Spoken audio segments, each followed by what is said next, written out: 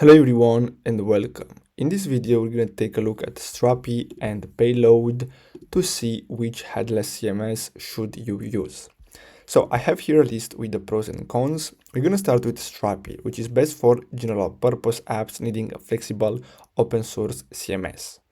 They also have built it's built with the Node.js, REST and GraphQL APIs, intuitive admin panel with role-based permissions, large community and plugin ecosystem. The downside is that custom field logic and access control can be limited without plugins. Overall, flexible and widely adopted, great for most use cases. Then we have Payload CMS, which is best for devs who want full control with built-in TypeScript support, built with TypeScript and React, powerful access control, custom fields, file image handling, better developer experience out of the box.